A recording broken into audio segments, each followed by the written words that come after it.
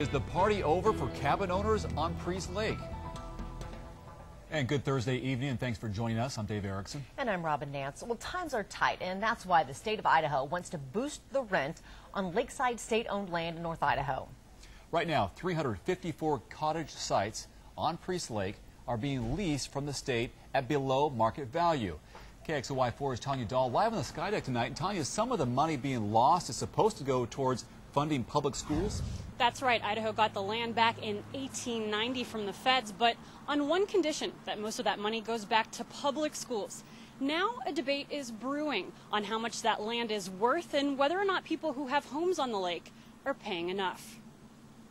The day after Labor Day, you can't see a boat on the lake. It's just flat as a pancake and 85 degrees. The sheer beauty is what drew Denny Christensen and his family to Priest Lake.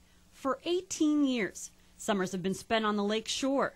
The home is Christensen's, not the land. Technically, we leased bare dirt from the state, totally unimproved land.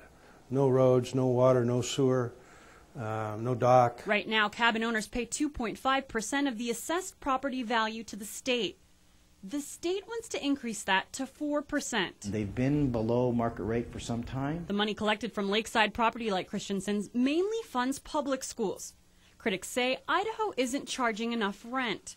Attorney General Lawrence Wasden says maximizing the land's value is the state's legal duty. They're much more valuable now, too, and so we've got to get a proper return on those properties as mandated by our Constitution. Christensen says his rent has already jumped by 173% over the last 5 years. He says the problem boils down to determining what is fair market value. For several years, until really the last 10 years, the lease was fine because the value of the land wasn't so great. With the state lease expiring at the end of this year, Christensen hopes that an agreement can be made that will let future generations of his family enjoy the lake that he loves. Fish are jumping and splashing on you, and you can see to the bottom, and it's just beautiful.